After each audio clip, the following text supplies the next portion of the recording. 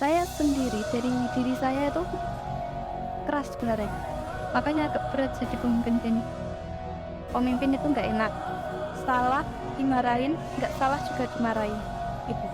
Saya juga sama, kok bisa ya bapak saya padahal seorang petani, kok bisa beliau menjadi seorang RT, Masya Allah, saya juga kagum sama bapak saya.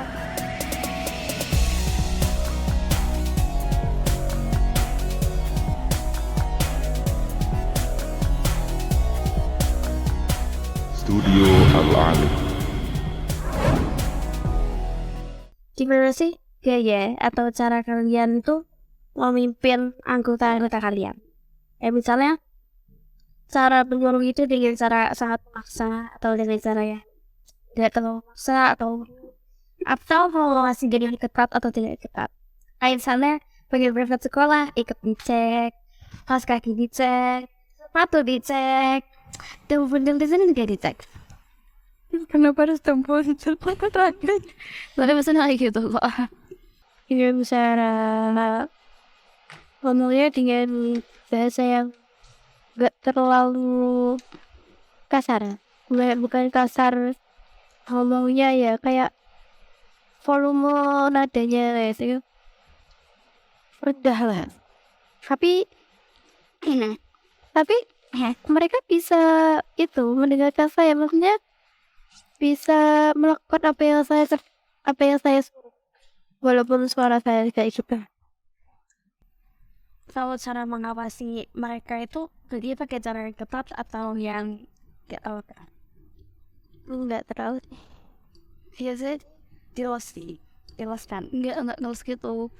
ya, diawasi tapi nggak apa ya, nggak dilepas, ya nggak dilepas, jadi diawasi tentu saja, dilepaskan tentu saja, dikasih tahu, tapi kayak misalnya gini Rani, kan kamu mana, aku nggak bawa, dicuci hilang, nah hilang gitu ya, hilang terus beli sana kayak gitu. Kalau terlalu tegas, terlalu keras gitu kan saya tuh orang-orang kayak malah gak suka sama gitu. Terkekang kayak itu, ibarat kamu ngerti gitu gak, ayam itu ya, kanji, Apa itu? Gak tahu. pitek kanji. Gak tahu. Gak tahu sama dia. Aku kan. Kayak gini, misalnya ayamnya kalau dikejar-kejar, Iya. dia semakin dikejar itu semakin menjauh, bukan semakin, iya bukan semakin dekat dengan kita, jadi kanji dia, bukan tepung kanji. Fair. Ayam kanji gitu. Iya, Ayam kanji. kapok, bukan ayam kanji, biasanya pantasnya pitek kanji. Pitek kanji. Iya, enggak ayam kanji guys. Ayam lah. Apa ayam dikutekan yang belai. Apa sih? Ada baik kamu itu ayam apa ya, ayam nggak tahu, Ayam nurut ya. kur kayak ayam dikasih, ya kayak ayam dikasih makanan, misalnya saya ngomong sama kalian itu apa ya, volumenya rendah, ya kan kalian nurut kan. Iya, nurut. Nah, kayak gitu, kayak misalnya tuh dikasih makan kan nurut ke sini kayak gitu. Berarti cara memimpinnya itu dengan cara seperti Halus. orang ngasih ayam makanan, ya ibarat kalian itu anggota itu nurut kayak ayam gitu. Ayam. Anggota ayam. Anggota ayam. Gimana mereka? Aku. Iya. Saya sendiri dari diri saya itu keras sebenarnya. Gak saya kayaknya udah keturunan. Terus saya juga bingung mau memimpin kayak gimana. Saya sempat tanya ke atasan, maksudnya ke direktur sekolah. Itu beliau mengusulkan kayak gini, gak usah takut, kamu itu jadi pemimpin ya harus memimpin, kamu harus bertanggung jawab, kamu harus bersikap tegas, nggak nggak kasar tapi tegas. Ya, saya sulit mempraktekkan sikap tegas, mungkin ada perpaduan kasarnya ya, emang akses gitu. Tapi menurut kelasnya juga saya juga harus mempertimbangkan. Kalau kelas 7 ya lembut lah, kalau di halus kan masih bisa agak naik lagi. Terus menurut tingkatannya saya, kalau terus saya juga kan tadi nggak pernah berpikir untuk menjadi bawahan, karena saya emang orangnya nggak suka disuruh-suruh. Saya melakukan pekerjaan itu sesuai apa yang saya mau aja. Jadi saya mikir 2 kali untuk menyuruh orang mau atau tidak. Terus gimana caranya? Saya mikir itu. Makanya agak berat jadi pemimpin kayaknya. Terus kata dulu kan saya pas MTS, saya tuh satu pondok sama ketua OSIS di sekolah. Dia bilang gini, pemimpin itu nggak enak. Salah dimarahin, nggak salah juga dimarahin. Itu yang buat saya takut. Kok bisa dilarang? Iya kan emang orang itu gini loh, gajah di depan mata itu nggak kelihatan, tapi semut yang di ujung sana bisa terlihat seperti itu. Kebaikan yang kita lakukan sebanyak apapun di mata orang, kalau emang orang itu nggak suka sama kita, ya nggak ada artinya. Tapi satu kesalahan kecil yang kita lakukan itu bisa menjadi masalah besar untuk orang yang nggak suka sama kita. Jadi saya agak berhati-hati di sini meski ya kadang kelepasan juga, karena emang sifat saya sudah seperti itu dan sulit dihilangkan. Udah dari dulu. Mbak Dia sama Mbak Ika itu kan memimpin kan. Kalian sebagai pemimpin ada nggak sih sosok-sosok pemimpin yang kalian kagumi gitu? Mbak Ika sebagai pemimpin, apakah ada sosok pemimpin yang Mbak Ika kagumi? Sosok seorang yang saya kagumi ada, dan itu teman sebaya saya sendiri. Dia nggak ada di sini ya, di sini. Orangnya itu dia ramah, pendiam. Punya 2 saya seorang seperti itu. Yang satu mondok dan yang satu enggak. Soleh-solehah. Jadi ini laki-laki sama perempuan, saya kagum sekali kenapa sopan santunnya itu. Yang satu ini bisa dibilang neng, tapi yang satu enggak. Dia itu punya akhlak yang baik. Saya suka orang seperti itu. Dan saat itu, terus guru saya juga pernah bilang, cari teman itu dipilih. Dari saya kenal mereka berdua, saya sering milih teman. Makanya dulu saya jarang punya teman. Tapi setelah masuk ke sini, katanya gak boleh pilih-pilih teman itu yang terlalu. Jadi ya, alhamdulillah aja. Saya kagum. Kenapa? Mereka itu sifatnya baik. Bisa jadi panutan. Saya juga banyak mencontoh dari mereka.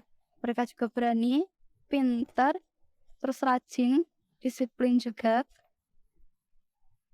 Jadi saya bisa seperti ini, itu kebanyakan mencontoh dari mereka. Karena saya kan tipe orang yang sulit untuk dikasih tahu saya seperti. Tapi saya suka untuk dimotivasi. Terus ada beberapa guru juga yang suka memotivasi. Itu saya juga kagum sama mereka. Jadi saya tuh suka orang yang baik, sopan, berakhlakul karimah, terus sama orang yang suka memotivasi saya. Saya suka mencontoh orang-orang seperti itu. Dan saya agak menjauhi orang-orang yang mungkin bisa menyelewengkan saya dari semua yang saya ajari. Kalau Mbak Dia gimana Mbak Dia? Saya ada Siapa? beberapa saya sendiri. Apa yang Mbak Dia kagumi gitu? Setiap saya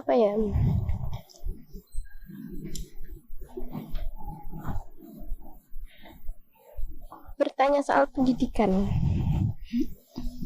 ke bapak saya, itu beliau selalu ngasih motivasi.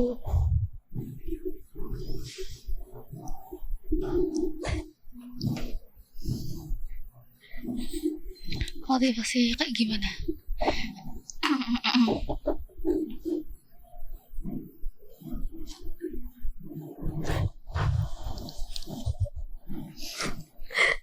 Contohnya,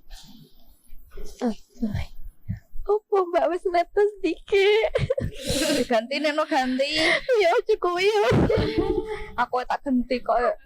Cukup. Opo nih? Kasihan cewek dia.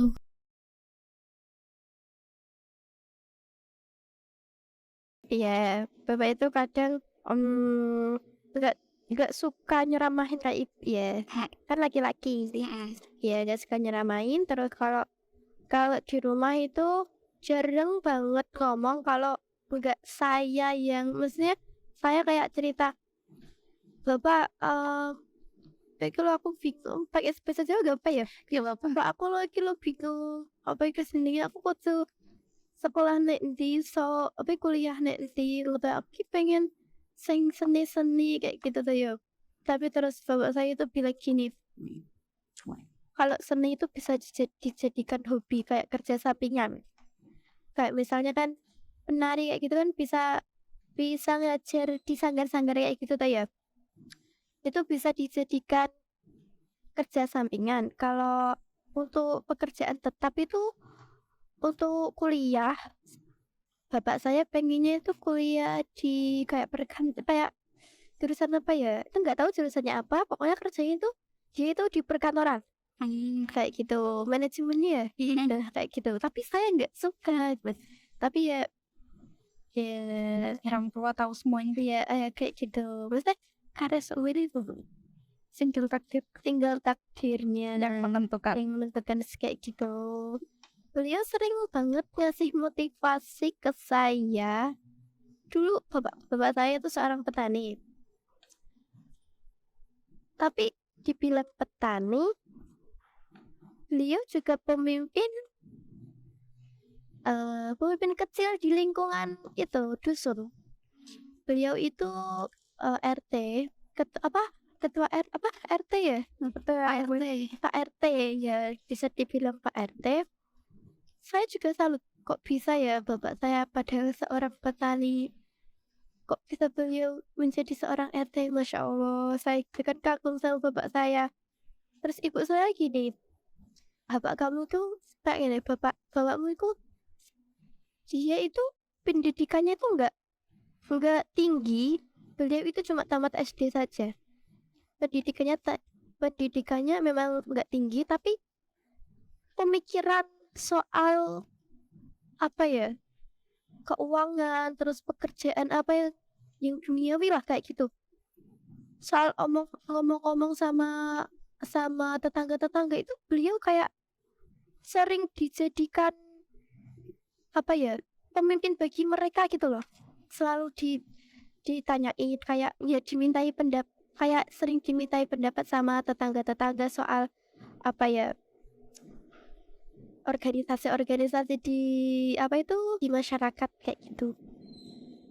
Saya kaget, dia kaget kok bisa padahal cuma lulusan SD, tapi ya saya bangga banget punya bapak saya itu.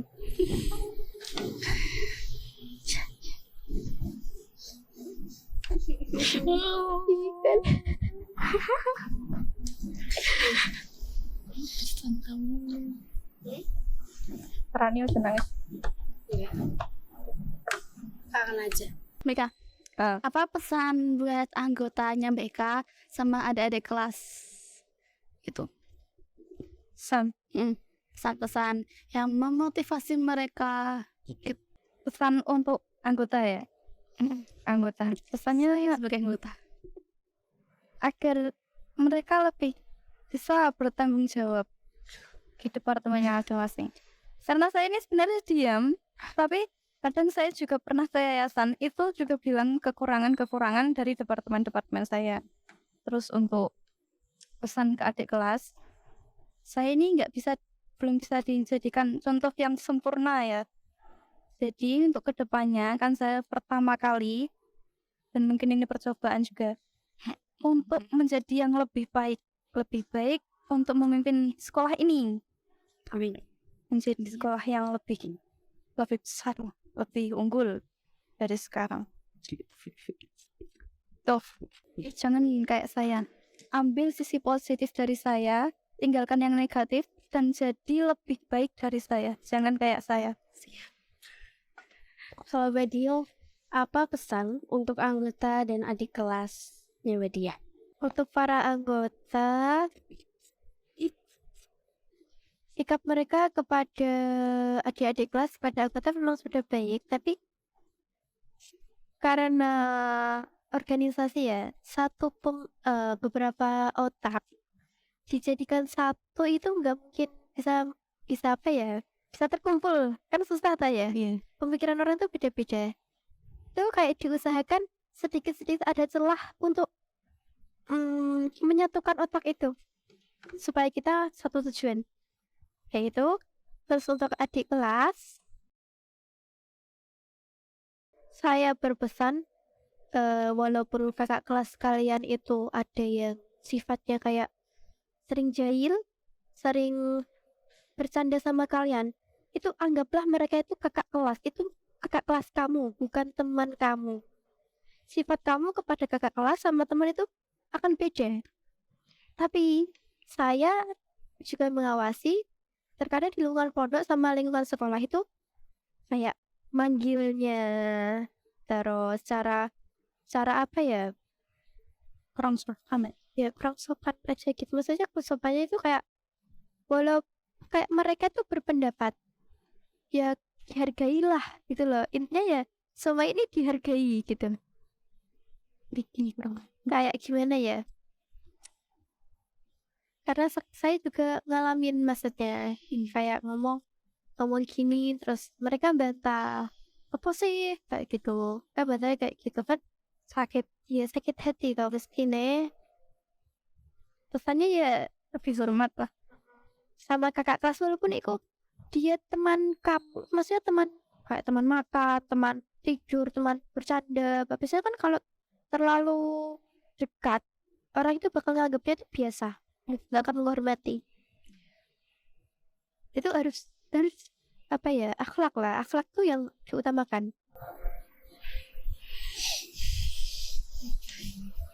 Sopo gini Ya, sobat.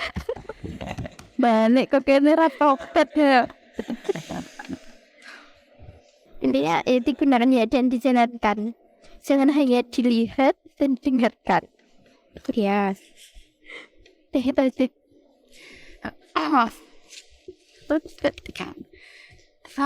Jadi sampai sini saja podcast kita hari ini. Kesimpulannya adalah Karena saya sudah kena mental namanya Cil.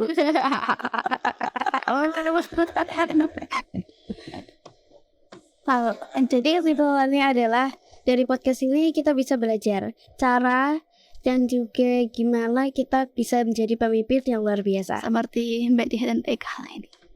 Siap, sudah cukup sampai sini saja karena saya sudah banyak tersindir. Ya alhamdulillah. Kita tempat bareng-bareng Rani. Tempat bareng-bareng ya. Maaf. Terima kasih sudah menonton podcast kita hari ini. Jangan lupa buat subscribe, like, komen, dan share ke teman-teman kalian ya. Ayo, siapa lagi nih ya yang bakal kita ajak buat ke podcast Al-Ali. Cukup sekian podcast dari kami. Wassalamualaikum warahmatullahi wabarakatuh. Syukur.